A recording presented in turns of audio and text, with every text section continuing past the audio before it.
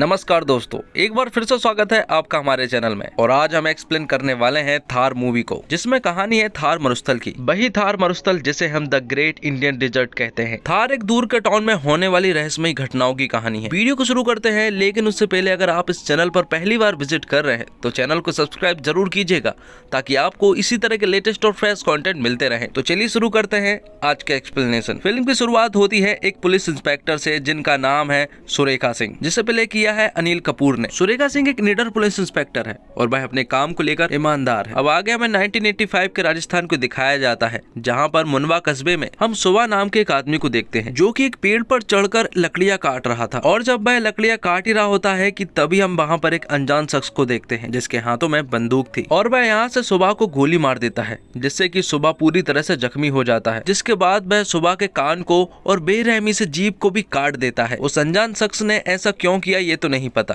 और ना ही उसका चेहरा दिखाया गया। आगे हम रात के समय में बबीता नाम की एक लड़की को देखते हैं, जो कि अपने प्रेमी से मिलने के लिए चुपचाप घर से यहाँ पर आई हुई है। दरअसल अगले दिन बबीता की शादी है, लेकिन उसके प्रेमी से नहीं बल्कि किसी और से। अगले सीन में हम देखते हैं बबीता के माँ बाप को, जो कि कुछ पैसे कलेक्ट कर रहे थे, लेकिन तभी अचानक से उनके घर पर कुछ डकैत अटैक कर देते हैं, जिसमें वह बबीता के पिता को गोली मार देते हैं और उनकी वहीं पर मौत हो जाती है। यहाँ पर कुछ बॉक्स रखे होते हैं और वह अपने साथ उन्हें लेकर जाने लगते हैं। उन बॉक्स में क्या था ये तो नहीं पता, लेकिन वह कीमती है ये जरूर पता है। अपने पति को इस तरह से मरता हुआ देख बबीता की माँ तुरंत ही उनके ऊपर अटैक करने के लिए आती है, लेकिन वह डकैत उसे भी बेरहमी से मार देते हैं। और जब बबीता को गोलियों की आवाज सुनाई देती है तो वह तुरंत ही अपनी घर की तरफ भागती है। यहाँ पर वह देखती है कि कुछ लोग बॉक्स को अपने साथ लेकर जा रहे हैं, और ये सीन यहीं पर कट हो जाता है। अगले दिन बबीता ये सारी बातें सुरेखा सिंह और उसके सहयोगी भूरे को बताती है। वह उन्हें बताती है कि जब उसके माँ बाप के साथ ये सब कुछ हुआ तब वह मंदिर दिया जलाने के लिए गई थी, और जब वह वापस आई तो उसने ये सब कुछ देखा।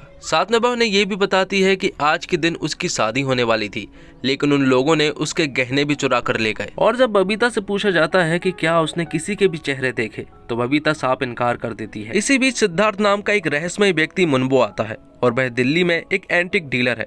उसे अपने काम के लिए कुछ पढ़े लिखे लोगों की जरूरत है, इसलिए वह वहाँ के कस्बे के लोगों से पूछने लगता है कि उसे कुछ पढ़े लिखे लोगों की जरूरत है, उसे कुछ काम है जिसके बदले में वह पैसे भी खूब देगा। यहाँ पर वह कस्बे का आदमी सिद्धार्थ से कहता है कि ये काम सिर्फ पन्ना ही कर सकता है, क्योंकि वही एक आदमी है जो कि उनके कस्बे में सबसे ज्यादा पढ़ा लिखा हुआ आदमी है। और जब वह पन्ना के घर जाता है तो उसकी वाइफ चेतना दरवाजा खोलती है। वह उससे पन्ना के बारे में पूछने लगता है, जिसके बदले में चेतना उससे कहती है कि वह तो कुछ दिनों के लिए कलकत्ता गए हुए हैं काम के लिए, और जैसे ही वह वापस आते हैं तो वह उन्हें बता देगी। अब आगे हम देखते हैं एक छोटे से लड़के को, जो कि सुबह की लाश को एक पेड़ पर लटका हुआ देखता है, जिससे वह तुरंत ही पुलिस को खबर करता है।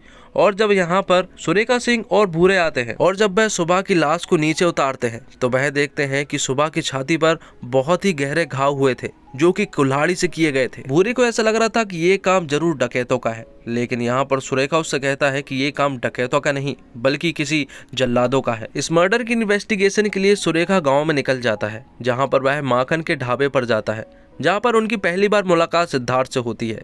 यहाँ पर वह उसे सिगरेट मांगते हैं और वह कुछ भी ना बताकर यहाँ से चला जाता है। सिद्धार्थ के जाने के बाद ढाबे का मालिक माखन उनके पास आता है और वह उन्हें सिद्धार्थ के बारे में बताता है कि वह एक एंटिक डीलर है, जो कि पुरानी चीजों को यहाँ से लेकर बाहर दिल्ली में बेचता है। वह रोज इस ढाबे पर आता है और चुपचाप जाकर एक कोने में बैठकर चुपचाप चाय पीता है। सुरेखा यहाँ पर माखन को एक तस्वीर दिखाता है, जो कि सुबह की ही थी, जो कि सुबह के पॉकेट में ही मिली थी। यहाँ पर माखन उसे बताता है कि ये तो सुबह है, जो कि मुनवा गांव में रहता है। यहाँ पर वह पन्ना धन्ना नाम के दो आदमी के बारे में बताता है, जो कि सुबह के साथ ही काम किया करते थे। अब अगले दिन सुरेखा अपनी ड्यूटी के लिए घर से बाहर निकल रहा होता है। यहाँ पर हम उसके लड़के को देख पाते हैं, जो कि IPS बनना चाहता है, और वह अपने पिता से कहता है कि वह एक दिन IPS जरूर बनेगा और IPS बनकर वह इसी गाँव में आएगा। अब आगे हम सिद्धार्थ को देखते हैं, जो कि कुछ पेट्रोल की कैन को लेकर एक पहाड़ी को चढ़ रहा होता है। सिद्धार्थ एक खंडर में रहकर रोज बहुत सारा समय बिताता है, वह पता नहीं यहाँ पर क्या करना चाहता है। अब अगले दिन सिद्धार्थ फिर से पन्ना के घर पर पहुंचता है, जहाँ पर उसकी वाइफ चेतना उसे बताती है कि वह अभी तक कोलकाता से वापस नहीं आए हैं। तब चेतना सिद्धार्थ को घर में इनवाइट करती है। सिद्धार्थ और चेतना की इस तरह की केमिस्ट्री को देखकर पन्ना के कुछ दोस्त भी थे, जो कि उन्हें देख रहे थे। यहाँ पर सिद्धार्थ चेतना को बताता है कि उसे कुछ पढ़े लिखे लोगों की जरूरत है, जिन्हें वह बहुत सारा पैसा भी देगा। तो चेतना सिद्धार्थ से कहती है कि उनका आज तार आया है और वह 1-2 दिन के अंदर ही घर पहुँच जाएंगे। थोड़ी देर के बाद यहाँ पर धन्ना की वाइफ गौरी आती है, जिसका एक बच्चा भी था जो कि उनके पड़ोस में ही रहती है। अब आगे हम देखते हैं कि पन्ना और उसका दोस्त कोलकाता से वापस आ चुके हैं। वह यहाँ से सीधे अपने दोस्त माखन के ढाबे पर जाते हैं और उससे मिलते हैं और बातों के दौरान माखन उन्हें बताता है कि सुबह की किसी ने बेरहमी से हत्या कर दी है और उसी के लिए एक इंस्पेक्टर यहाँ पर उसकी इन्वेस्टिगेशन करने के लिए आया था, जिसके बदले में उसने तुम दोनों का नाम उस इंस्पेक्टर को बता दिया है। और उन्होंने ये भी कहा कि जैसे ही वह यहाँ पर आए तो वह तुरंत ही उन्हें पुलिस स्टेशन भेज दे। इसलिए पन्ना और उसका दोस्त तुरंत ही सुरेखा सिंह से मिलने के लिए पुलिस स्टेशन पहुंच जाते हैं। और जब पन्ना से कुछ सवाल पूछे जाते हैं तो पन्ना उन्हें बताता है कि वह तो एक हफ्ते से कोलकाता में था, हालांकि वह सुबह का दोस्त जरूर है लेकिन उसे सुबह के बारे में कुछ नहीं मालूम है। तो यहाँ पर सुरेखा उन दोनों से कह देता है कि अगर वह लोग कहीं बाहर जाए तो वह पूछ कर ही बाहर जाए। अब अगले दिन सिद्धार्थ फिर से पन्ना के घर पर पहुंचता है, जहाँ पर उसकी वाइफ चेतना दरवाजा खोलती है। यहाँ पर सिद्धार्थ देखता है कि चेतना के चेहरे पर घाव था और ये घाव किसी और ने नहीं बल्कि उसी के हस्बैंड पन्ना ने दिए थे, क्योंकि उसे पता ये लगा था कि उसकी वाइफ छिप छिप कर किसी आदमी से मिल रही है और पन्ना को ये सब बिल्कुल भी पसंद नहीं है। इसके बाद सिद्धार्थ उससे काम की बात करता है। वह उससे कहता है कि उसके पास कई सारी पुरानी चीजें हैं जो कि वह दिल्ली डिलीवर करना चाहता है, इसलिए उसे कुछ लोगों की जरूरत है। इस काम के लिए 6 लोगों की जरूरत थी, लेकिन पन्ना उससे कहता है कि ये काम हम 3 लोग ही कर देंगे, इसके बदले में वो पैसा सारा हमें ही दे देना। अगले दिन सिद्धार्थ उन्हें लेकर काम पर निकल जाता है। अब अगले दिन सुरेखा सिंह और भूरे फिर से बबीता से मिलने के लिए आते हैं। यहाँ पर वह बबीता से कहते हैं कि अगर उसने कुछ भी नहीं बताया तो कल को उसके साथ भी ये सब कुछ हो सकता है। तो बबीता उन्हें एक चिट्ठी देती है और कहती है कि ये चिट्ठी उन डकैतों ने दरवाजे पर लगाकर चले गए। उस चिट्ठी में एक धमकी थी और लिखा था कि अगर बबीता ने कुछ भी किसी को बताया तो वह उसे भी मार देंगे। आगे हम देखते हैं कि सिद्धार्थ एक खंडर के पास जीप रोकता है और उससे कहता है कि ऊपर से उसे कुछ सामान लेकर आना है, इसलिए वह पन्ना के साथी को अपने साथ लेकर चला जाता है। पन्ना का दोस्त चढ़ाई चढ़ने के बाद थक जाता है, इसलिए वह वहीं पर आराम करने लगता है। यहाँ दूसरी तरफ पन्ना बहुत देर तक इंतजार कर चुका था, इसलिए वह हॉर्न बजाने लगता है, लेकिन अभी तक कोई भी नहीं आया था। लेकिन तभी हम देखते हैं कि सिद्धार्थ पीछे से आकर पन्ना के दोस्त की गर्दन मसक देता है और उसे बेहोश कर देता है। बहुत देर तक इंतजार करने के बाद पन्ना खंडर वाली जगह पर पहुंचता है, जहां पर वह उसके दोस्त के बारे में पूछता है। तो सिद्धार्थ उसे बताता है कि वह थक चुका था, इसलिए वह कमरे में आराम कर रहा है। इसलिए पन्ना जब कमरे में जाकर देखता है तो उसके तो होश ही उड़ जाते हैं, क्योंकि सिद्धार्थ ने उसके दोस्त की काफी बुरी हालत कर चुका था। और पन्ना जैसे ही सिद्धार्थ की तरफ पलटता है तो सिद्धार्थ उसे भी बहुत ही बेरहमी से मारने लगता है। सिद्धार्थ ऐसा क्यों कर रहा था ये तो नहीं मालूम। क्या सिद्धार्थ साइको किलर है, हमें ये भी नहीं मालूम। बबीता का जो प्रेमी था वो डकैत उन्हीं के गाँव में रहा करता था, इसलिए उसका प्रेमी उनकी लोकेशन बताने के लिए उन्हें गाँव ले जाने लगता है। लेकिन तभी बीच में ही वह लोग मिल जाते हैं और उनके बीच में झड़प होने लगती है, जिसमें डकैतों की 2 जीप सुरेखा की जीप के पीछे लग जाती है। लेकिन सुरेखा डकैतों की एक जीप के सारे डकैतों को मार गिराता है और उनकी जीप को भी ब्लास्ट करवा देता है। डकैतों का सरदार ऊपर से खड़ा होकर ये सब कुछ देख रहा था और उसे गुस्सा भी बहुत आ रहा था। अब उसी रात एक अनजान व्यक्ति एक कागज में लपेटकर एक खत को सुरेखा के घर पर फेंकता है और जब सुरेखा का बेटा उस चिट्ठी को उठाकर लेकर आता है तो सुरेखा उसके बेटे को चिट्ठी पढ़ने को कहता है। और जब उसका बेटा चिट्ठी पढ़ता है तो उसमें लिखा था कि वह उसके परिवार और उसे बहुत ही बुरी मौत मारेगा। ये चेतावनी सुनने के बाद सुरेखा अपने बेटे और उसकी वाइफ को उसकी बहन के पास पहुंचा देता है। यहाँ सिद्धार्थ फिर से पन्ना के घर पर पहुंच जाता है, जहाँ पर वह चेतना से मिलता है और उससे कहता है कि पन्ना तो कुछ दिनों के बाद ही काम पूरा खत्म करके वापस लौटेगा और उसने मुझसे ये भी कहा है कि ऊपर वाला कमरा खाली है, इसलिए वह वहां जाकर रह सकता है और ये मकान का किराया तुम्हें देने को कहा है। इसके अगले सीन में हम देखते हैं कि जिस आदमी ने सुरेखा के घर पर चिट्ठी फेंकी थी वह पकड़ा जा चुका है। उससे पूछा जाता है कि उन लोगों ने सुबह को क्यों मारा, जिसके बदले में वह आदमी सुरेखा को बताता है कि उन लोगों ने सुबह को नहीं मारा बल्कि वह तो सिर्फ डकैत करते हैं। आगे हम देखते हैं कि सिद्धार्थ पन्ना और उसके दोस्त को बहुत ही बेरहमी से टॉर्चर करता है। वह उनके पैरों में कील को लगा देता है और कील को आर पार कर देता है। वह उन्हें यहाँ पर कई दिनों तक टॉर्चर करता है। कभी वह उनके कान को काट देता है तो कभी वह उनके अंगूठे को तोड़ देता है, कभी वह उनके शरीर पर एसिड डाल देता है। अब सुरेखा को खबर ये लगी है कि पन्ना बिना पूछे गांव से बाहर जा चुका है और जबकि सुरेखा ने उससे कहा था कि बिना पूछे वह गांव से नहीं जा सकता, इसलिए वह पन्ना की वाइफ से मिलने के लिए आता है।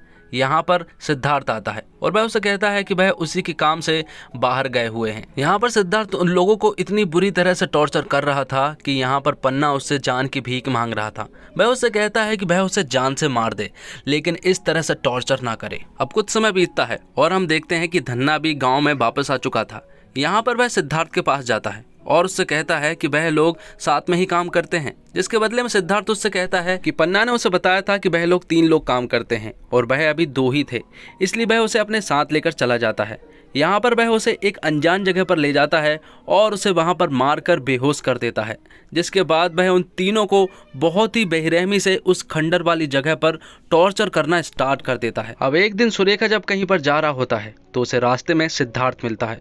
उसे सिद्धार्थ पर थोड़ा थोड़ा शक हो रहा था कि आखिर वह इन्हीं गांव में क्यों घूमता रहता है। तो सिद्धार्थ उसे बताता है कि थार के मरुस्थल में एक बहुत बड़ा इतिहास दफन है, इसलिए वह थार के मरुस्थल से पुरातात्विक चीजों को निकालता है और बाहर ले जाकर दिल्ली में बेचता है। वह उससे उसका लाइसेंस जब पूछता है तो वह उसे उसका लाइसेंस भी बताता है, जो कि एकदम सही था। यहाँ सिद्धार्थ टॉर्चर करने की हद पार कर देता है। वह उन लोगों की पेट में एक बाल्टी को लगाता है जिसके अंदर एक चूहा था और वह चूहा उनके छाती को चीरने लगता है, जिससे कि एक गहरा घाव हो जाता है। यहाँ रात में चेतना सिद्धार्थ के पास आती है और बाजू में जाकर लेट जाती है। यहाँ पर वह दोनों साथ में रात बिताते हैं। वहीं दूसरी तरफ धन्ना अपने पेट से बाल्टी को निकाल लेता है और खुद को छुड़ाने में भी कामयाब हो जाता है, जिसके अगले दिन सिद्धार्थ जब उन लोगों को चेक करने के लिए जाता है तो उसे धन्ना आसपास कहीं भी नजर नहीं आ रहा था। वह घबरा जाता है और धन्ना को ढूंढने के लिए निकल पड़ता है। थोड़ी दूर जाने के बाद उसे धन्ना एक जगह पर लेटा हुआ मिलता है तो वह उसे घसीटते हुए खंडर वाली जगह पर ले जाने लगता है। लेकिन तभी वहाँ पर एक बच्चा सिद्धार्थ को धन्ना को घसीटते हुए देख लेता है और उसे इस तरह देखकर वह बच्चा तुरंत ही भागने लगता है। वह बहुत दूर तक भागता है, लेकिन तभी अचानक से उसका पैर फिसल जाता है और वह गहरे गड्ढे में गिर जाता है, जिससे कि वह बेहोश हो जाता है। यहाँ सिद्धार्थ धन्ना को घसीटते हुए अपनी खंडर वाली जगह पर लेकर आता है और उसे आग लगा देता है। वहीं दूसरी तरफ हम देखते हैं कि सुरेखा को कुछ पैरों के निशान मिलते हैं जो कि खंडर वाली जगह की ओर जा रहे थे। इससे पहले कि वह कुछ सोच पाता कि तभी अचानक से उनके ऊपर डकैत अटैक कर देते हैं और वह भूरे को जान से मार देते हैं। ये सब चीजें देखकर सुरेखा पूरी तरह से शॉक्ड रह जाता है, लेकिन किसी तरह से बचकर सुरेखा वहां से निकल जाता है। अब रात को सिद्धार्थ चेतना को बताता है कि उसका काम खत्म होने वाला है और अब वह वापस दिल्ली जाने वाला है। ये बात सुनने के बाद चेतना तुरंत ही सिद्धार्थ को गले लगा लेती है और उससे कहती है कि वह भी उसके साथ जाएगी। ये सब चीजें गौरी देख लेती है और वह पूरी तरह से शॉक्ड भी रह जाती है, इसलिए वह अगले ही दिन सुरेखा के पास जाती है और उन्हें चेतना और सिद्धार्थ के बारे में बताती है। वह उनसे कहती है कि मुझे ऐसा लगता है कि उन दोनों के बीच कुछ चल रहा है और उसे ऐसा भी लगता है कि सिद्धार्थ ने ही। यहाँ पर गौरी सुरेखा को बताती है कि कुछ साल पहले धन्ना और सवा ने पन्ना से छिपकर एक जमीन को बेचा था और उसे ऐसा लगता है कि उसी के कारण ये सब कुछ हो रहा है। इसलिए गौरी उन्हें उस जगह पर ले जाती है जहाँ पर एक छोटी सी झोपड़ी थी। वहाँ पर कुछ सबूत भी सुरेखा के हाथ लगते हैं और उसे पता चलता है कि ये जमीन तो सिद्धार्थ ने खरीदी है। अब धीरे धीरे सुरेखा को ये सारा मामला समझ में आने लगा था। वहीं दूसरी तरफ हम देखते हैं 1 साल पहले के सीन को, जहां पर हमें दिल्ली के सीन को दिखाया जाता है। यहां पर धन्ना, पन्ना, सवा और उसका एक और दोस्त एक घर में चोरी करने के लिए आए होते हैं। ये सभी लोग उस घर की चोरी कर ही रहे होते हैं कि तभी अचानक से उस घर की मालकिन वहां पर पहुंच जाती है। इससे पहले कि वह मालकिन कुछ कर पाती, ये सभी लोग उसे दबोच देते हैं। इसके अगले सीन में हम देखते हैं कि सिद्धार्थ चेतना को लेकर गांव छोड़कर जाने लगता है और उनके जाने के बाद ही तुरंत ही सुरेखा चेतना के घर पर पहुंचता है और उस रूम में जाता है जहां पर सिद्धार्थ ठहरा हुआ था।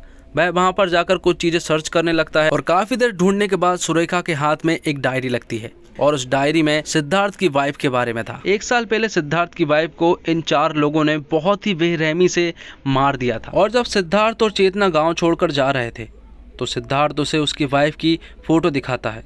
चेतना समझ नहीं पा रही थी कि आखिर ये किन लोगों की फोटो है, तो वह उससे पूछती है कि ये किसकी फोटो है, तो सिद्धार्थ उससे कहता है खुद ही पूछ लेना। यहाँ सुरेखा को खबर लगी है कि चेतना और सिद्धार्थ गांव को छोड़कर जा रहे हैं, तो वह तुरंत ही उनके पीछे जाने लगता है। लेकिन तभी अचानक से डकैत उनके ऊपर एक जोरदार अटैक कर देते हैं और सुरेखा और उसकी पूरी टीम को चारों तरफ से घेर लेते हैं। यहाँ पर सुरेखा उनका डटकर सामना करता है और कई सारे डकैतों को अकेला ही मार गिराता है और दूसरी तरफ सिद्धार्थ चेतना को उस खंडर वाली जगह पर ले जाता है जहाँ पर उन सभी के पति थे। यहाँ पर वह उसके पति को देखकर पूरी तरह से इमोशनल हो जाती है। वह यहाँ पर उसके मंगलसूत्र को निकालती है और उससे पूछती है कि ये इसने कहाँ से लेकर आया, तो हमें पता चलता है कि ये मंगलसूत्र उसने उसी की वाइफ से निकाला था और उसे बहुत ही बेरहमी से मार भी दिया था। अपने चारों तरफ डकैतों को देखकर सुरेखा पहाड़ी के ऊपर चढ़ने लगता है, लेकिन तभी उसके पैरों पर गोली मार दी जाती है। लेकिन जैसे ही वह डकैत पास आता है तो वह उस डकैत को मार गिराता है और इस जंग को जीत लेता है। इसके बाद हम देखते हैं कि सिद्धार्थ उसके पति को आग लगा देता है और ये सब चीज़ें सुरेखा भी देख लेता है। सुरेखा उससे कहता है कि उसे उसकी पूरी स्टोरी मालूम चल चुकी है, इसलिए वह उसे सरेंडर करने को कहता है। लेकिन तभी हम देखते हैं कि चेतना सिद्धार्थ को गोली मार देती है और सिद्धार्थ की भी वहीं पर मौत हो जाती है। यहाँ पर पुलिस वालों को वह छोटा सा बच्चा भी मिल जाता है जिसे सिद्धार्थ ने एक कमरे में कैद कर लिया था। जिसके बाद हमें 6 महीने के बाद के सीन को दिखाया जाता है जहां हमें पता चलता है कि चेतना अब प्रेग्नेंट है। वह यहाँ पर एक छोटा सा बॉक्स खोलती है जिसके अंदर उसे ढेर सारा पैसा मिलता है जो कि जरूर सिद्धार्थ ने ही वहां पर रखे हुए थे। तो दोस्तों, इतने सारे बिल्डअप करने की कोशिश के बाद जब फिल्म खुलती है तो निराशा होती है, क्योंकि इतना सारा मजमा एक पतले से डोर से बंधा हुआ था। ये सब क्यों हो रहा है ये फिल्म के बताने से पहले आप प्रिडिक्ट कर चुके होते हैं, मगर आपको लगता है कि सिर्फ इतनी सी बात थोड़ी होगी, कुछ तो और होगा इस कहानी में, मगर ऐसा होता ही नहीं है। ये फिल्म बेसिक सी स्टोरी लाइन के इर्द गिर्द एक टाइट थ्रिलर बुनने की कोशिश करती है। फिल्म का हर डिपार्टमेंट उसके लिए अपना जोर लगा देता है, मगर वो सब चीज़ तब काम आएगी जब आपके पास कुछ बताने को होगा। थार एक वॉयलेंट फिल्म है, मगर वो सिर्फ मानसिक हिंसा तक सीमित नहीं है। आपकी आंखों के सामने लिटरल खून बहता रहता है, वो भी बड़े बेभत्स तरीके से, मगर कभी ऐसा नहीं लगता कि फिल्म ओवरडू कर रही है। वॉयलेंस के अलावा फिल्म का कास्ट सिस्टम ड्रग्स और अकेलापन जैसे मसालों को छूकर निकलती है। अच्छी बात यह है कि ये सारी चीजें कहानी में गुथी हुई थी, अलग से जोड़ी हुई नहीं लगती। फिल्म का टेक्निकल विभाग डायरेक्टर राज सिंह चौधरी के विजन को पर्दे पर उतारने के लिए एड़ी चोटी का दम लगाता है। फिल्म की सिनेमेटोग्राफी इसमें सबसे बड़ा रोल प्ले करती है। जब फिल्म शुरू होती है तब आपको उस इलाके का वर्ड आई व्यू दिखाया जाता है। श्रेया दुबे का कैमरा वर्क आपको उस जगह में एक किस्म के खालीपन का भाव महसूस करवाता है। वह चीज़ आपको वहाँ बसने वाले किरदार में देखने को मिलती है। फिल्म में कई मौके ऐसे हैं जहां कैमरे किरदारों के आंखें पर टिक जाता है। किसी आंख में निराशा है, किसी में अफसोस तो किसी में लालसा। फिल्म की शुरुआत में आने वाले गानों को फिल्म से अलग भी सुना जा सकता है। फिल्म में कई सीन्स ऐसे हैं जहां बैकग्राउंड स्कोर है ही नहीं और वहां आपको उसकी कमी नहीं लगती। तो दोस्तों, उम्मीद करता हूं आपको ये वीडियो पसंद आई होगी। वीडियो अगर आपको अच्छा लगता है तो वीडियो को लाइक जरूर कीजिएगा और चैनल को भी जरूर से जरूर सब्सक्राइब कीजिएगा, साथ ही अपने दोस्तों में शेयर भी कीजिएगा। मिलते हैं अगले एक और धमाकेदार वीडियो के साथ, तब तक के लिए जय हिंद जय भारत।